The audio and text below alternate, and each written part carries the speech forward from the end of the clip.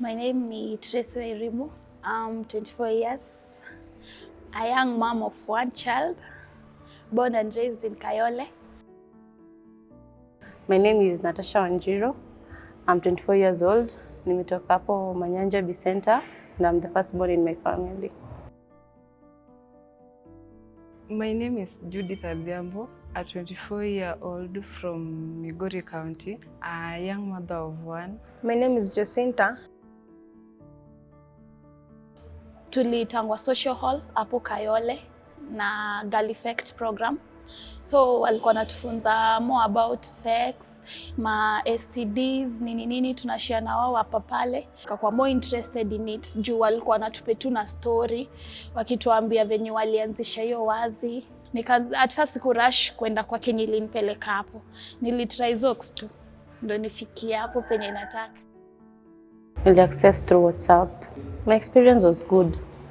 Ilikuwa mzuri kabisa because of the way your chatbot ilikuwa ina reply very fast. The first time nilikuwa nimeenda kutafuta about nijue more about contraceptives juu I'm a single mom of one, so sikutaka nikuwe pregnant tena. So vile niliingia wazi nikapata napewa ideas zote of all the types of contraceptives. Naambiwa hii iko na hii side effect, hii inatumika hivi, hii inatumika hivi.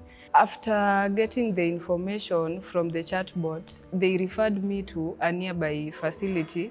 Nilienda kwa facility, hapo tena kwa facility yenye walinirefer, nilipewa more information. Mimi nika choose from there yenye naweza tumia. At first venye nilimaliza kuzaa nilika 1 year. Pia pressure ya madem, nikasikia kuhusu implant, nikarush nikaeka bila advice ya msee yoyote. So venye nileka ile implant ikakuwa iko na disadvantage na advantage. So mimi kenye nilikuwa natafuta kwa ile wazi ilikuwa all about family planning. So nikaongea, wakani call, nikaelezea walikuwa friendly, in fact wakaniambia niende health facility. Venye nilienda kwa health facility nilikuwa received vizuri, wakanipeleka tu polepole mpaka ndo ni amue kutoa. Walinipeleka tu polepole wakaniambia pia hii pills kuna venye pia iko na disadvantage na advantage. So wakanieka maarifa enye singejua nikieka implant, juu implant nileka na pia pressure. Nilikuwa na curiosity about sexual transmitted diseases. I wanted to learn more about them. Ukiingia kwa wazi kuna venye kana menu. Sasa unaingia kwa hiyo sexual and health, unasoma vitu mob, alafu unakuwa educated, vitu hata kuwa unajua unazipata hapo. So ya kwanza yenye niliona ilikuwa mental health. Unajua mental health ni kitu haiko open sana na wasi. Na mimi I lost my friend to suicide. Naona so the moment niliona mental health nikikumbuka about my friend nikataka kujua more about it. I'm an orphan. Mama alipass. So nimepitia challenges more hapa na pale. Nimetry kutrust my friends but wameni disappoint.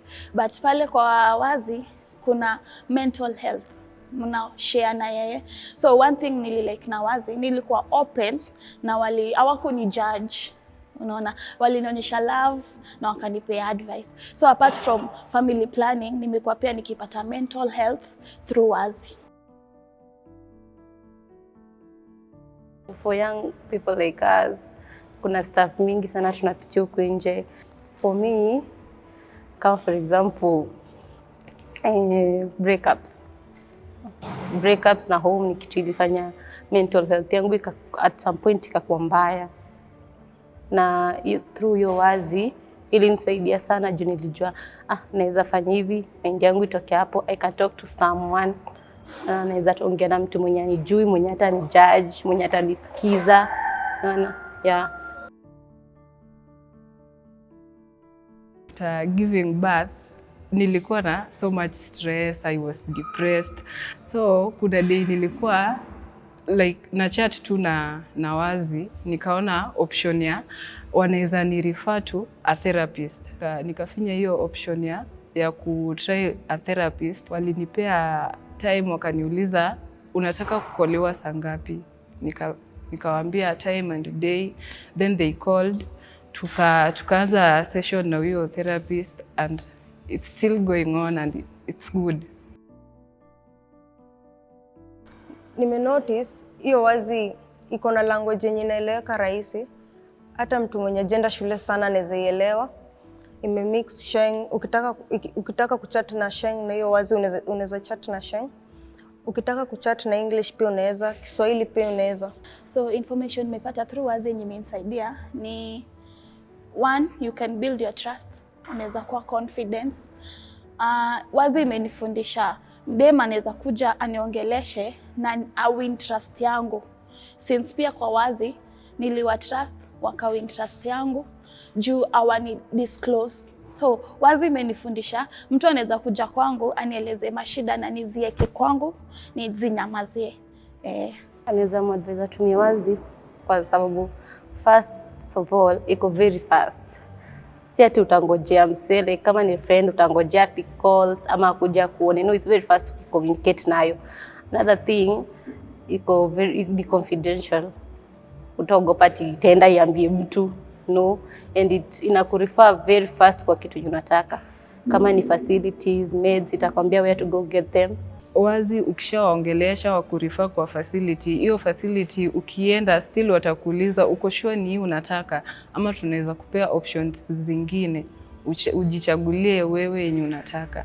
So accessing information imekuwa rahisi na kuaccess pia services imekuwa rahisi for the youth. So mimi naweza advise msee aende kwa wazi chatbot.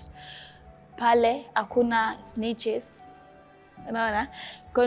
Conversation yenu ni private, confidential. Unaweza open up hapo na utaisikia around. Other than open up kwa mdemu mwenzako, uzirudi uzisikie kwa ground.